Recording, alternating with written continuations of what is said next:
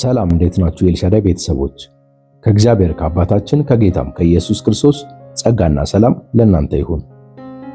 ዛሬ ለመነጋገር የምንፈልገው በሕይወታችን ትልቅ ለውጥ ሊያመጣ የሚችል አንድ አስፈላጊ ርዕስ ነው። ይኸውም የይቅርታ አስፈላጊነት ነው። ይቅርታ ከክርስቲያናዊ ሕይወት ዋና መሰረቶች አንዱ ነው። በዚህ ዓለም ማንም ሰው ሳይበደል ወይም ሳያስቀይም አይኖርም። ስለዚህ ይቅርታ መስጠትና መቀበል አስፈላጊ የሕይወታችን ክፍል ነው። ይቅር ማለት በደልን እንደሌለ መቁጠር ወይም ክፉን ድርጊት ማጽደቅ አይደለም። ይቅር ማለት ቂምን፣ ጥላቻን፣ የበቀል ፍላጎትን ለእግዚአብሔር አሳልፎ መስጠት ነው። የሰው ሕይወት በግንኙነት የተሞላ ነው። በቤተሰብ፣ በጓደኝነት፣ በሥራ ቦታ ወይም በሌሎች ግንኙነቶች መካከል ሰዎች ሊጎዱን ወይም እኛ ሌሎችን ልንጎዳ እንችላለን። ነገር ግን እግዚአብሔር ለልጆቹ የሰጠው ታላቅ መንገድ ይቅርታ ነው። ይቅርታ የማይችል ሰው የተጎዳውን ሕመም በልቡ ይዞ ይኖራል። ይቅር የሚል ሰው ግን የእግዚአብሔርን ሰላም ያገኛል። የሰው ልጅ በሕይወቱ ውስጥ ሌሎችን ሊያስቀይም ወይም ሊቀየም ይችላል። ከሰዎች ጋር በምንኖርበት ጊዜ ግጭት፣ ስህተት የተለመደ ነው። ነገር ግን ልባችንን ከጥላቻ፣ ከቁጣ የሚያላቅቀው ታላቅ ኃይል ይቅርታ ነው። ይቅርታ ማለት ስህተትን መደገፍ ወይም የተደረገውን ነገር መርሳት ሳይሆን በልባችን የተያዘውን ጥላቻ መልቀቅ ነው። በዚህ ዓለም ማንም ሰው ያለ ቁስል አይኖርም። አንዳንዶቻችን በቃል ተጎድተናል፣ ሌሎች በተግባር ተበድለናል፣ አንዳንዶች ደግሞ በቅርብ ሰዎች ተከርተናል። በዚህ ሁኔታ ውስጥ ሁለት ምርጫዎች አሉ። ቂምን ይዘን መኖር ወይም በእግዚአብሔር ጸጋ ይቅር ብለን ነፃ መሆን። ዛሬ ስለምን ይቅርታ አስፈላጊ እንደሆነ እንመለከታለን። ይቅርታ ምንድን ነው? ይቅርታ ማለት የተደረገብንን በደል መርሳት ወይም ትክክል ነበር ማለት አይደለም። ይቅርታ ማለት በልባችን የተቀመጠውን ቂም፣ ጥላቻ እና የበቀል ፍላጎት ለእግዚአብሔር አሳልፈን መስጠት ነው። እግዚአብሔር ቀድሞ ይቅር ብሎናል። መጽሐፍ ቅዱስ እንደሚያስተምረን እግዚአብሔር በክርስቶስ በኩል ኃጢአታችንን ይቅር ብሎናል።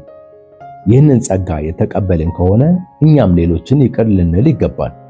ኤፌሶን 4:32 እንዲህ ይላል፣ እርስ በርሳችሁ ቸር ሁኑ፣ ርኅራኄም አድርጉ፣ እግዚአብሔር በክርስቶስ ይቅር እንዳላችሁ እናንተም እርስ በርሳችሁ ይቅር ተባባሉ።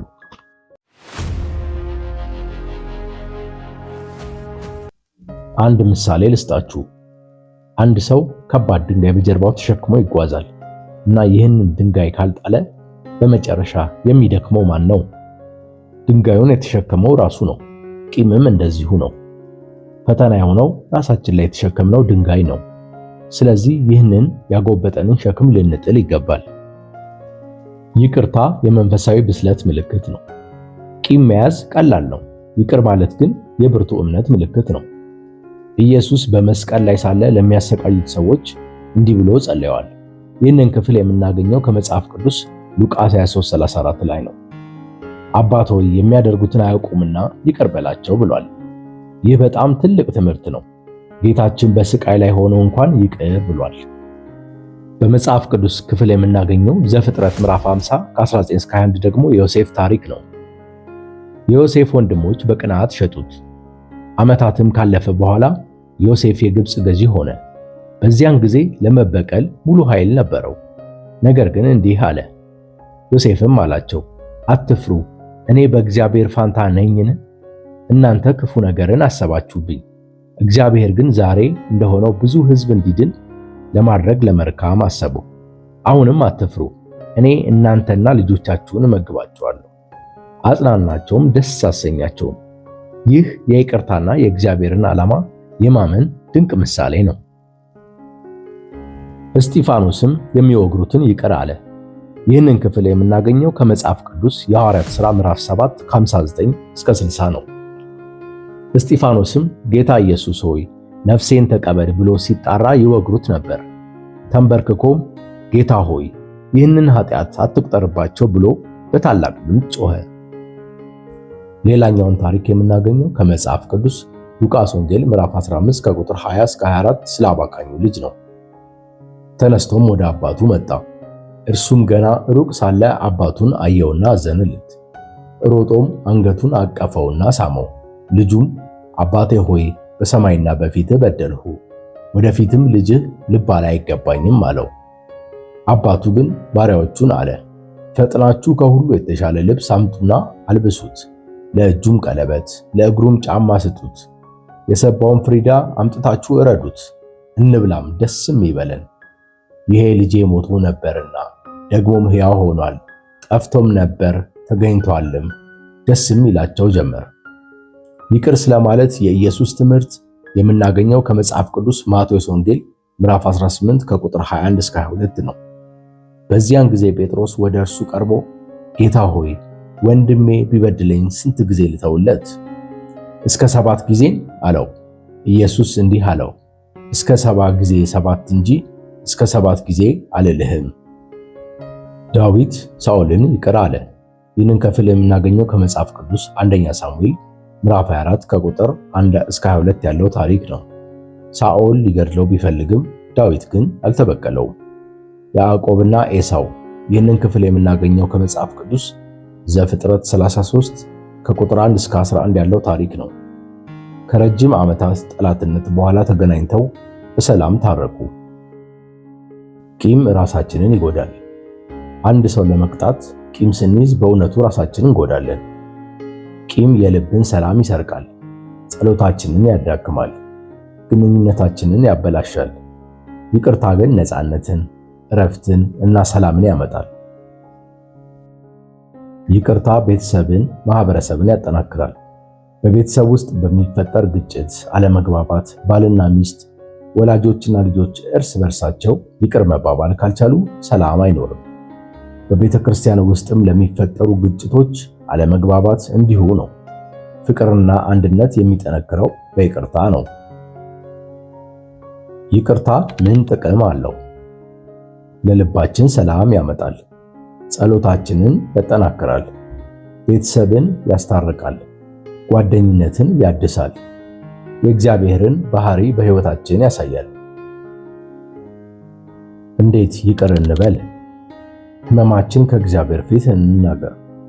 ይህ ማለት እኛ ይቅር ማለት ከከበደን ይህንን በውስጣችን ያለውን ሕመም እግዚአብሔር እንዲያስወግድልን፣ ቂምን ለመተው እንደከበደን እግዚአብሔር እንዲረዳን አብዝተን መጸለይ ይገባናል። ለጎዳን ሰው እንጸልይ። ይህ በጣም ከባድና መራር እውነት ነው። እንደ ሰው ስናስበው ተበድዬ እንዴት ለበደለኝ እጸልያለሁ እንላለን።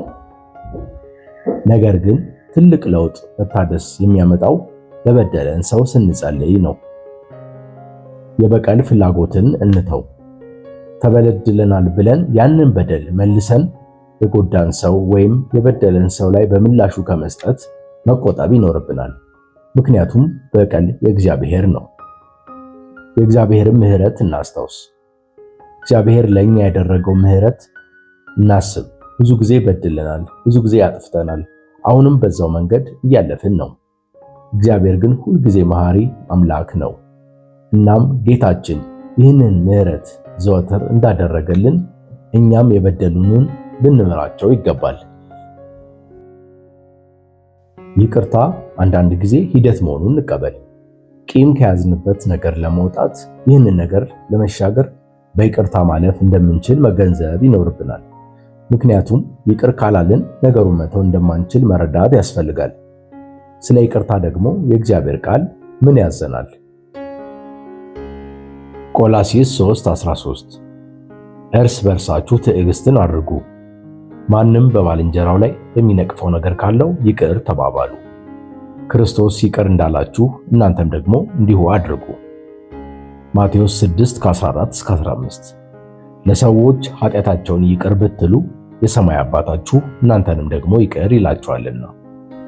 ለሰዎች ግን ኃጢአታቸውን ይቅር ባትሉ አባታችሁም ኃጢአታችሁን ይቅር አይላችሁም። ኤፌሶን 4:32 እርስ በርሳችሁም ቸሮችና ሩሮች ሁኑ፣ እግዚአብሔር ደግሞ በክርስቶስ ይቅር እንዳላችሁ ይቅር ተባባሉ። ዛሬ ከዚህ ቦታ አንድ ውሳኔ እንውሰድ። ምናልባት የጎዳን ሰው አለ። ምናልባት ዓመታት የቆየ ቂም አለ። ውድ ወገኖቼ ዛሬ ራሳችንን እንመርምር። ይቅር ያላልኩት ሰው አለ? በልቤ የቆየ ቂም አለ? እግዚአብሔር ይቅር እንዳለኝ እኔስ ሌሎችን ይቅር ለማለት ዝግጁ ነኝ? እነዚህን ጥያቄ ራሳችንን እስቲ እንጠይቅ። አስታውሱ፣ ይቅርታ የደካማ ሰው ምልክት አይደለም፣ የጠንካራ ሰው እምነት ምልክት ነው። ዛሬ ቂምን በልባችን አንሸከም፣ ለእግዚአብሔር እናስረክበው። እግዚአብሔር ሁላችንንም የይቅርታ ልብ ይስጠን። በቤተሰባችን፣ በቤተ ክርስቲያናችን እና በማህበረሰባችን ሰላሙን ያብዛልን። አሜን።